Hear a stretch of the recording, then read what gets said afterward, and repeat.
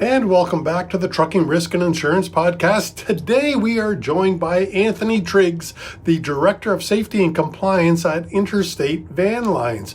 With his over 25 years of hands-on experience and currently still holding a CDL, Anthony brings a unique servant leader perspective to the safety arena. We're diving deep into the world of event recorders and dash cam technology. Anthony shares his journey of implementing these systems into the moving industry, focusing not on just compliance, but on the critical goal of driver exoneration. We'll also discuss the transition from freight to moving and how AI-driven nudges are helping keep drivers safe on the road. You won't want to miss this insightful conversation on protecting your fleet and your drivers. Let's get right into it. Welcome to the Trucking Risk and Insurance Podcast. Anthony Triggs, welcome to the Trucking Risk and Insurance Podcast. Can you take just a second or two and introduce yourself to our viewers, please?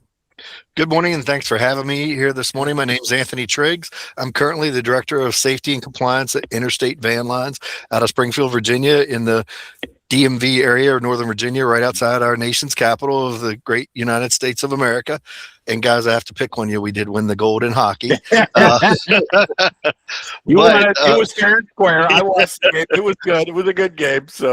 But what I want to share my experience with you guys is this: I have over 25 years of safety and risk knowledge. I'll call it OTJ. Really, I started with a trucking company when I was 25 years old with freight, and jumped into the safety arena because I felt that safety department was going places, and one of the requirements to be in that safety department was I had to have my CDL.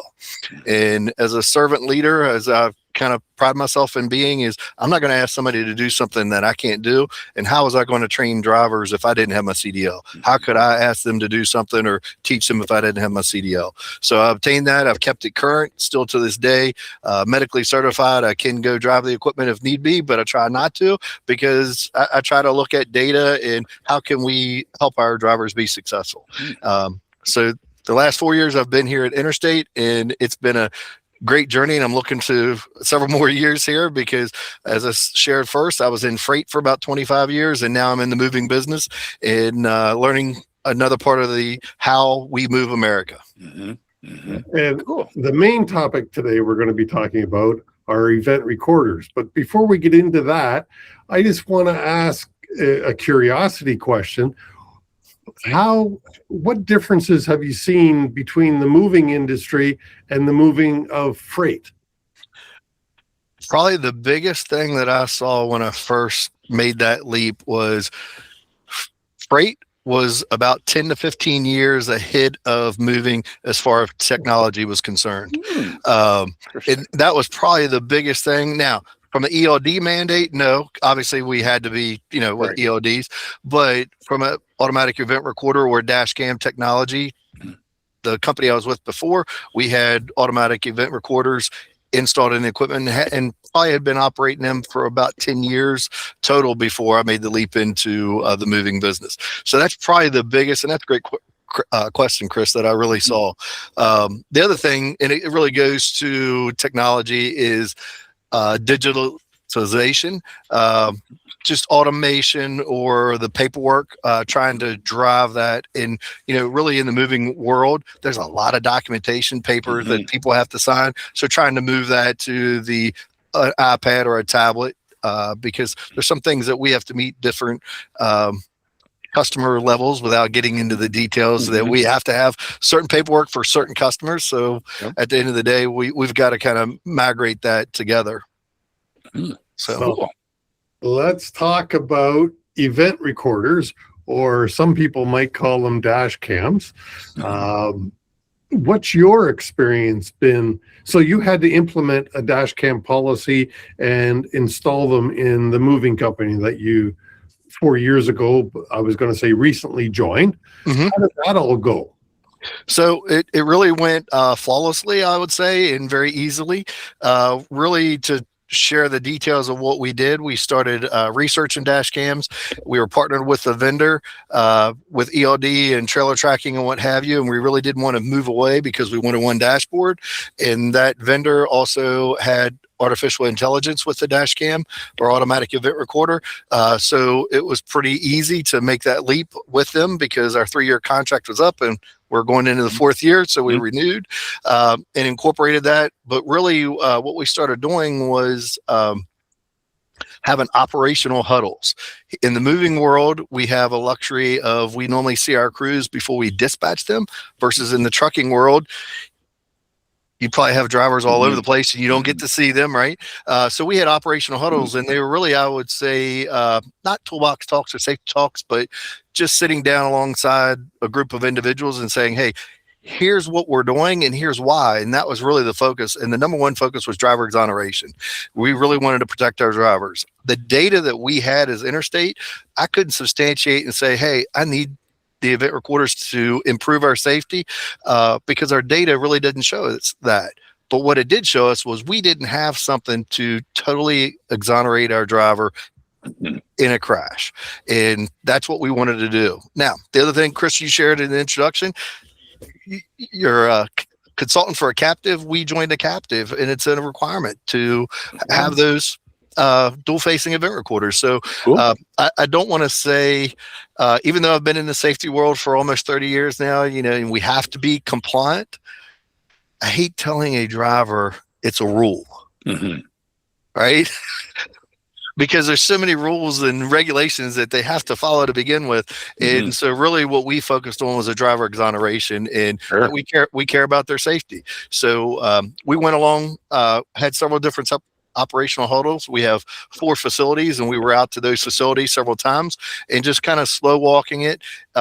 And from the initial safety huddle that we had a couple people that volunteered and said, I want to test. And we did some tests. And, one of the things that we learned in the test was this, the artificial intelligence built into that dash camera.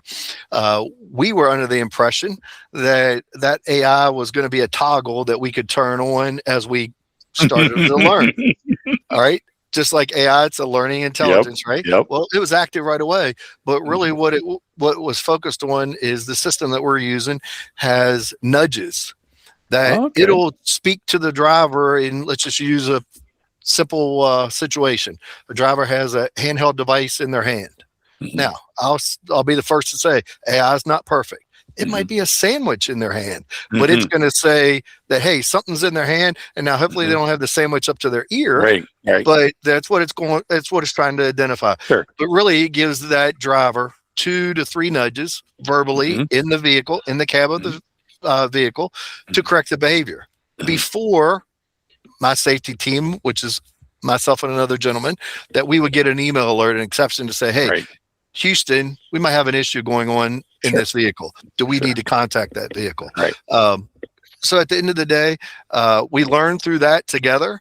And it's been a pretty amazing because one of the independent contractors that said, hey, I want to be a volunteer. He's one in a good way that's going to test the system for us. And also just has learned alongside with us on how we can continue to improve. So really we had minimal pushback.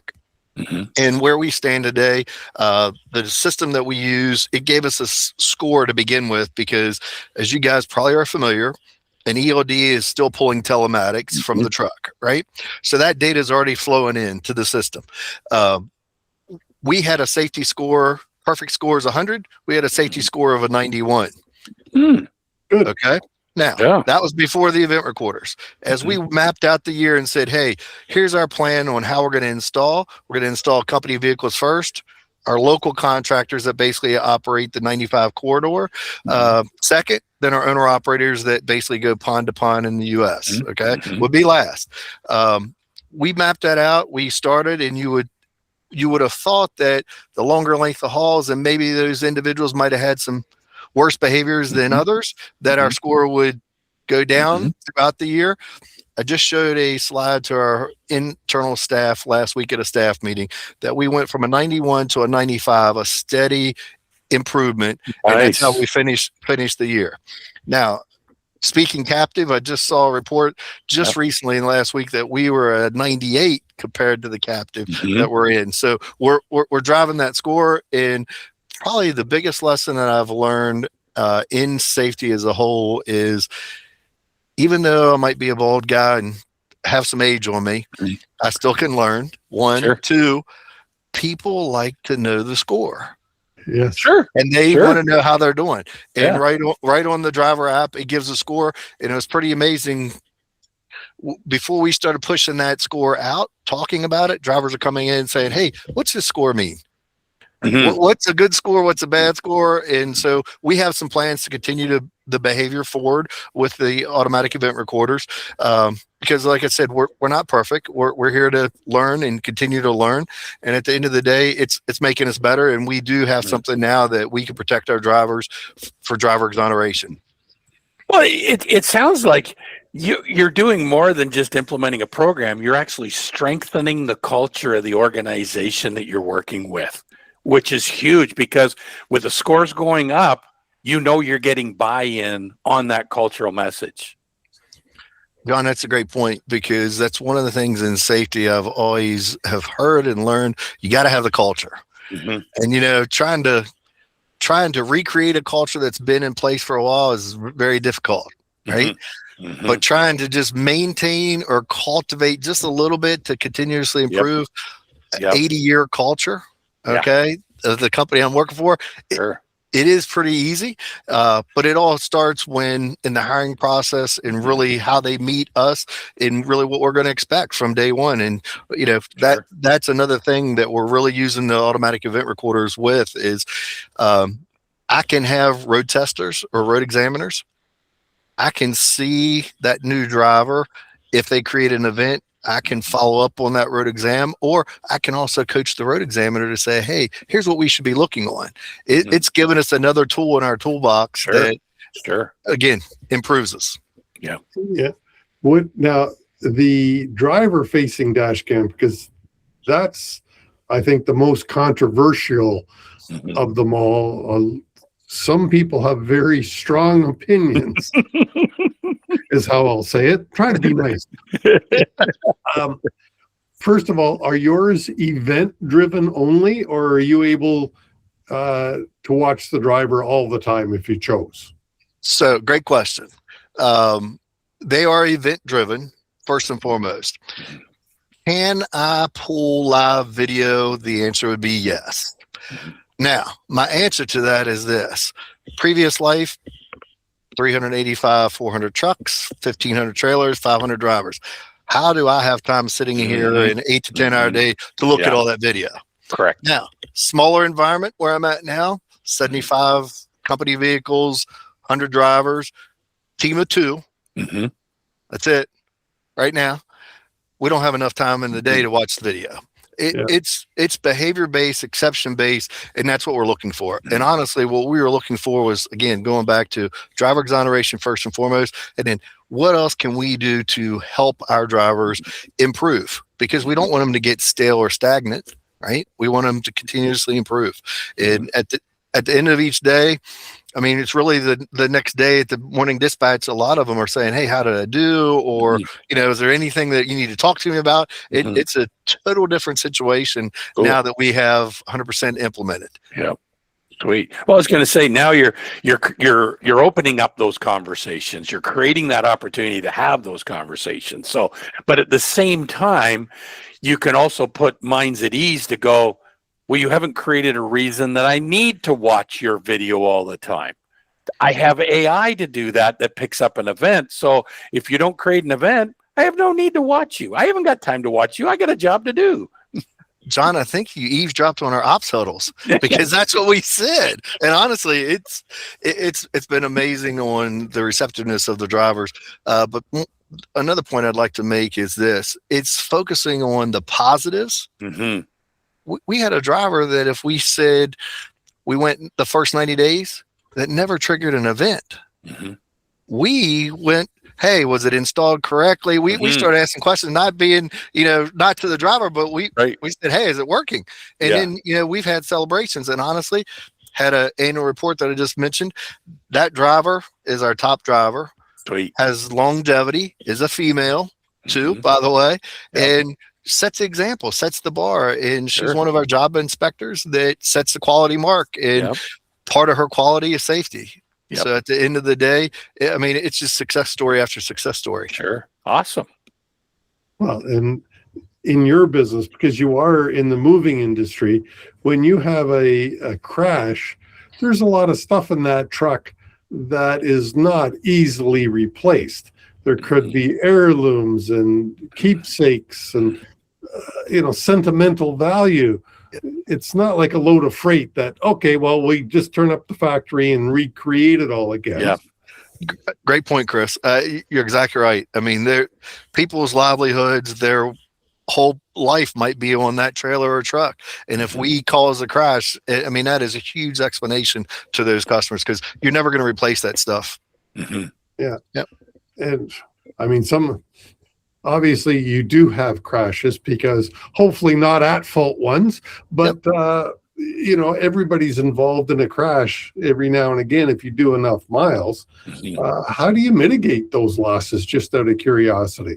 And you can include dash cam in that answer if you like.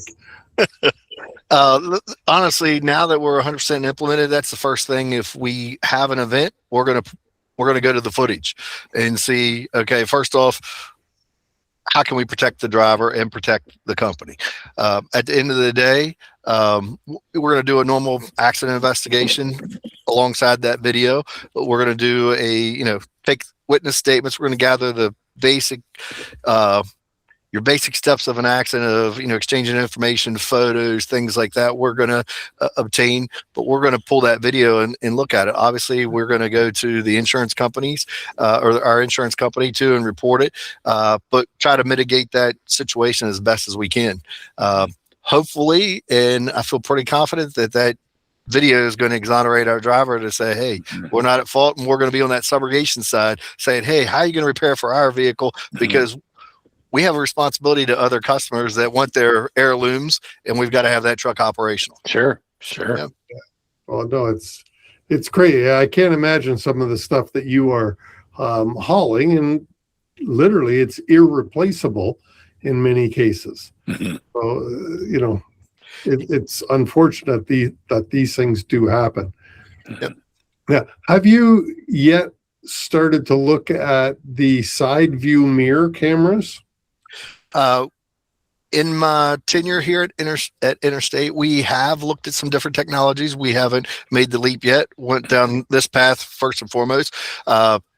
In the moving business, we're probably going to look at something like rear view cameras first. The side views I'm familiar with. I still have a lot of relationships from the freight world, and so I normally attend the American Trucking Association Safety, Security, and HR conference. So that's one of the first things when the vendor exhibit hall opens. I'm going through to see what's new, right? What's the new technology that's out there, and see what's out there to see, how can we continue to get to improve. But we have not made that leap yet. Yeah, and I mean, I'm not as familiar with it. We've got our truck show coming up in April, and I hope to see and get a little more knowledgeable. I've had several people ask me about it already. I had one of the people from SureCam on the show, and that's one of the technologies that they offer. They're not an ELD provider. All they do is make a dash cam, but they also have the side view and the rear view dash cams available. So I find it fascinating technology, and because I asked it after the crash, it gives you another window or another bit of information to analyze in the crash scenario. Unfortunately, the vendor that we're partnering with has those side cameras available, and we just haven't ventured down that path too extensively yet.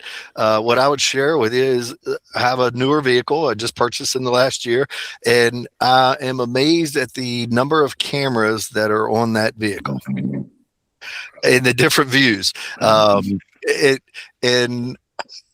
even when I put it in reverse to back up, obviously the backup camera is going to come on, but it shows the front view too automatically, so that if I'm trying to adjust parallel parking, it's right there. So the old days of the mirrors, I'm looking at everything besides just the mirrors. It's the cameras too, and there's several different views that I can go to. Yeah. Get that 360 view nowadays. The technology is it's phenomenal what we're starting to see. It's kind of cool. Yeah. Well, John, do you remember that camera? That was a super convex camera it never caught on, but it gave you 3 times more vision. Yes. It was driver's dream mirror, I think it was. Yeah. And that was it was one cool. of the problems was that it gave so much information that the drivers had a harder time understanding what they're viewing.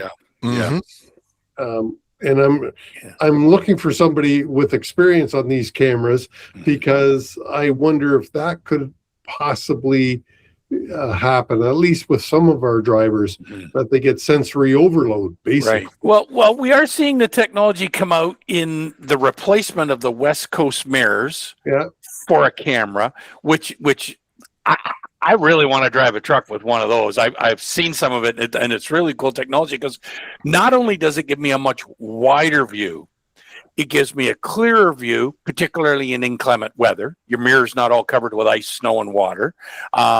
You're also getting night vision, so I'm backing up, and now I've got it looks like I'm backing up in the daylight.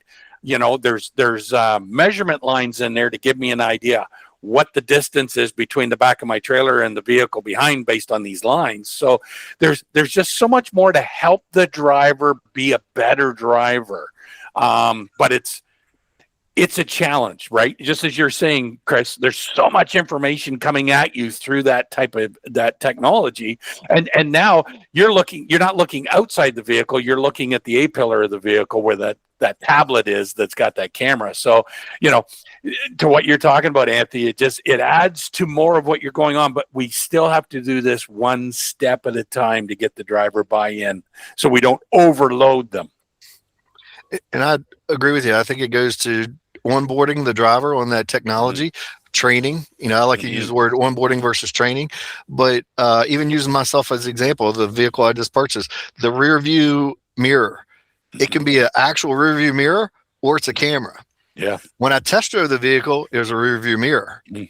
When I pulled it off the lot, it was the camera. Now, I taught myself to get used to that, and I wouldn't go back to the rear view mirror. Right. Because it's a live view of what's happening, and it's, I've gotten used to that technology. And at the end of the day,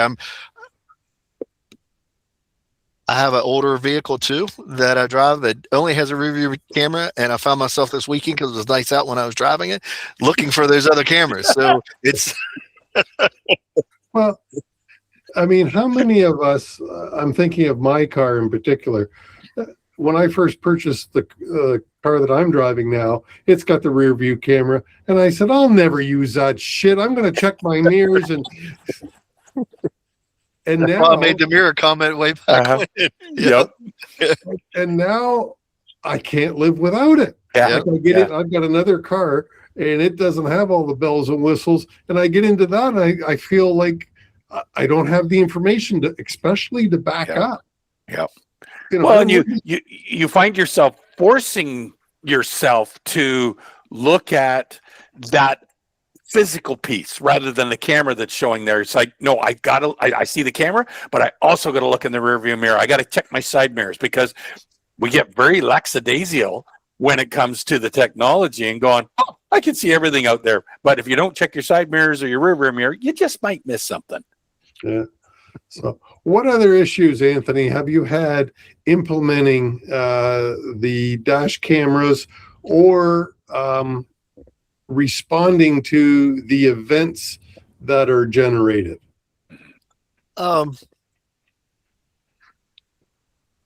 say it this way, keeping up with the technology, because the vendor that we're with, they are investing to improve themselves, and they're having, give them a shout out if you want. It's right. It's Samsara is who we're Yep. partnering with, and Big device.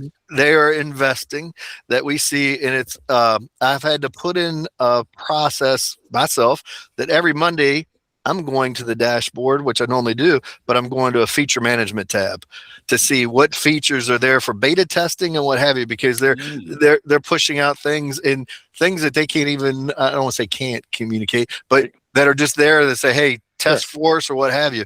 And it's just how, can that feature help us? Can it not? And there's such things as there's a piece of technology on heat on a trailer axle that we're looking at. There's different things coming through that device telematically that can help us not only be a safer, but a more from a fleet maintenance standpoint, improve us as well. Sure. Really the events that are coming through, like I said, maybe 5 a day. We're doing the coaching pretty rapidly. We're not getting behind on the coaching. Previous life, that was a challenge because of the number that you have. But really, I go back to it's the culture that we have and our drivers that are getting the nudges and self-coaching themselves. Goal by the end of the year, we can hit a toggle that they can self-coach. That's a goal by the end of this year. Okay. Are we there? We probably could make that leap right now, but slowly taking it through. And one of the things, as I've mentioned before, keeping score, we're looking at that as how can we incentivize, how can we build a game around it, right? And I pushed out a little bit of information to our driving force verbally in some huddles, and they want to know how they're doing. And how do they compare to each other? And it's I hate to say this, but we're having fun. Great. That's we're awesome. having fun and improving safety at the same time. I'll mention this. I had a guest on previously because you mentioned gaming and gamifying. His company is called Scratchy. And that's their purpose, is to take telematics and gamify it so that you can reward your drivers. So it's an interesting technology. They're out of Australia, actually, but it works with all the major brands of telematics here in North America. So you might want to look into that as well, Anthony. Just I'll make a note of that. It was interesting technology. Anthony, as we wrap this up, what else do we need to know about either the best way to implement new technology or what hurdles you've had implementing your technology? I would probably just start by saying, as you're looking at that technology, you probably want to put some characteristics down that you're looking for as a company. I mentioned before you choose the vendor, like one of the deciding factors as I joined Interstate was we had several different pieces of technology on trailer tracking. Our local trucks had a GPS tracking, and our over the road ELD mandated trucks had a different. And what I heard, being the new guy on the block, one dashboard. That was a common theme. So that's where I was going. If you're looking for, one dashboard, to your point, Chris, before you mentioned that they're just a dash cam, not an ELD provider or what have you, you want to look at that. And those are the things that I would say, then you build from there and just kind of build on that and start. I would have interviews of those vendors and, first and foremost, to get to know the company, where are they going, how are they investing in their technology. And then I would encourage you to do tests because really one of the reasons why we chose Samsara over 4 years ago was they committed that we could connect to a 1996 tractor. And when I say committed, they did. The salesperson made that commitment. And I remember it was a late Friday afternoon, about 4 o'clock. I'm on the phone with San Diego saying, you made this commitment. There was one truck that we knew that we had to connect, and how we connected it was hardwire. And it was connected.